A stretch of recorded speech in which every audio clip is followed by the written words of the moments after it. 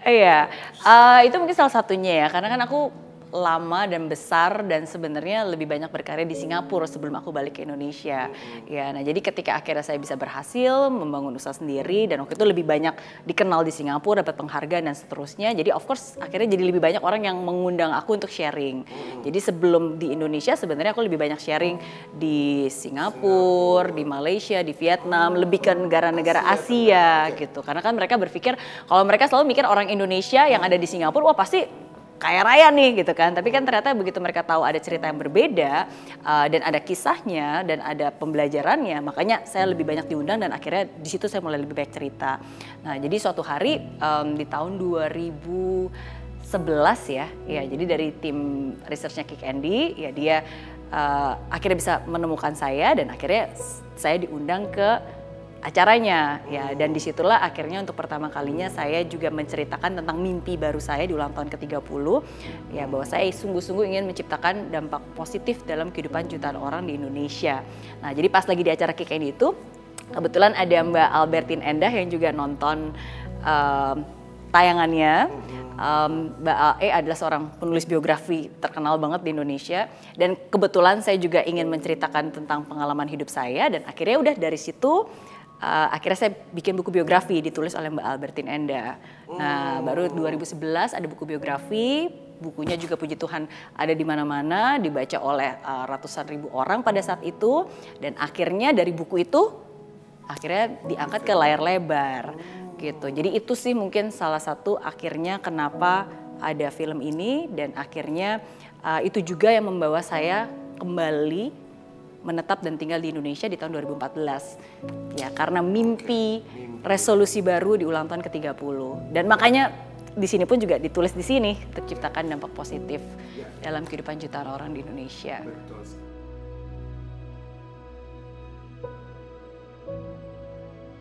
Ini nggak ideal karena harusnya kan karena lagi jalan, yes, dan biasanya saya akan mengobserve gitu. Oh kan lagi jalan seperti ini dan biasanya pasti saya akan datang lebih cepat gitu. Tapi biasanya saya akan selalu bilang oke, hi, can I explain to you for a while regarding our savings plan? Ya, nah cepet banget kan. Terus biasanya mereka bilang hah? Ya akhirnya tapi kan mereka stop. Terus baru akhirnya aku ngejelasin. Oh gitu? Iya, jadi kalimatnya hi, can I explain to you for a while regarding our savings plan. Jadi biasa aku ngomong gitu, tapi aku ngomongnya ya udah cepet aja, tapi again mungkin lebih ke energetik. Tapi harus bayangin mereka lagi jalan ya, karena mereka lagi jalan, so basically I have to catch their attention kan. Oke, nah jadi biasanya aku udah siap-siap, jadi dari jauh biasa aku ngeliat oke, yang mana nih yang mau aku targetkan kira-kira sesuai dengan prospeknya gitu kan. Terus ya udah biasanya aku bawa flip chart, bukan flip chart, maksudnya bawa kayak kertas gitu lah, flip chart sama bolpen. Iya, gitu. Mereka mau dengerin tuh. Nah, again tergantung. Kadang-kadang ada yang nggak peduli, abis itu udah ngasih tangan aja diem. Nah, tapi kadang-kadang ada juga yang, hah, what? Again, sebenarnya salah satu caranya, sometimes kadang-kadang because I speak too fast, mereka kan nggak dengar. Jadi mereka berhenti dan nanya, excuse me, what? Dan baru abis itu ya aku ngejelasin, oke, do you know POSB? POSB actually is a bank in Singapore kan. Jadi biasanya aku bertanya dengan sesuatu yang common di dia gitu. Ya atau sometimes kadang-kadang saya tanya, are you Singaporean? Apa kamu orang Singapura gitu kan? Mostly yes, why? Ya udah, at least kan dia udah berhenti.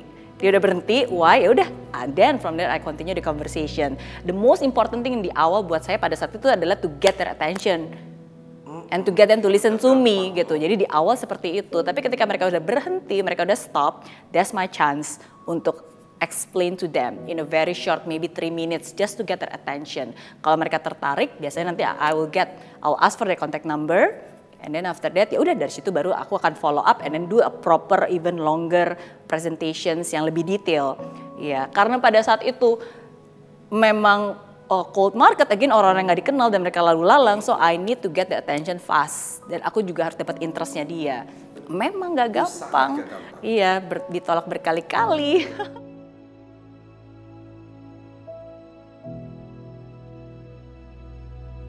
Again, saya nggak boleh baperan. Dan kenapa saya nggak boleh baperan? Berarti I cannot give myself a time for me to think and feel. Jadi aku selalu punya, ini metode yang aku ciptakan sendiri untuk membuat diri saya seperti kayak robot. Saya selalu bilang, I called it a 10-second rule.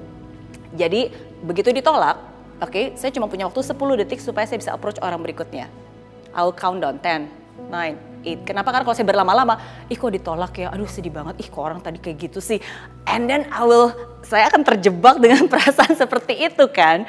Oke, so saya selalu punya cara again. Ya udah pokoknya sebelum 10 detik saya udah harus menargetkan orang berikutnya, and I'll just keep moving and keep doing and keep moving and keep doing.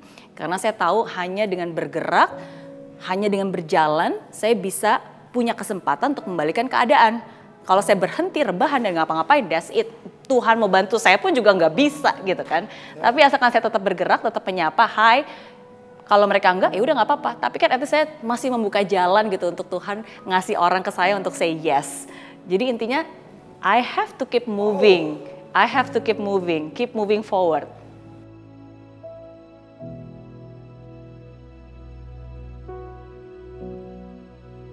Because I already make decisions, karena saya sudah mendecide gitu bahwa ini adalah hidup saya dan saya mau bertanggung jawab atas hidup saya. Jadi dan pada saat itu ketika saya lulus kuliah, I learn about personal development sebelumnya. Karena saya masih ingat banget pas lagi tahun 2001, ya. I attended Tony Robbins. Tony Robbins is also my idol. He's a very great motivational speaker. Dan dari situ saya banyak banget belajar bahwa penting bagi kita untuk mengubah persepsi. Cara kita, how we tell the story to ourselves is very important.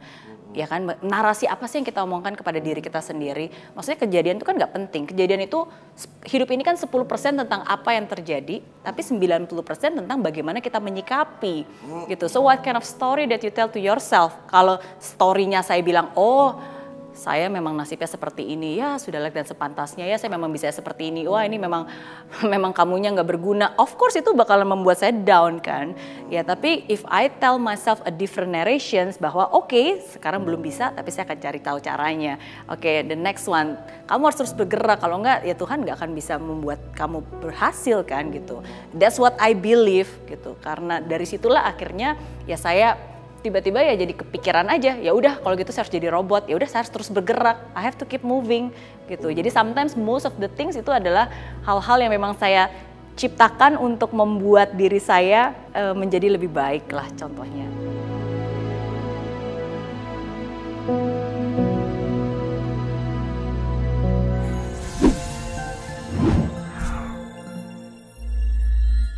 Di aplikasi Mary Riana tersedia lengkap video-video YouTube terbaru saya, artikel yang up to date, quotes inspirasi, koleksi merchandise, workshop dan seminar yang bisa kamu dapatkan free dan download sekarang juga gratis.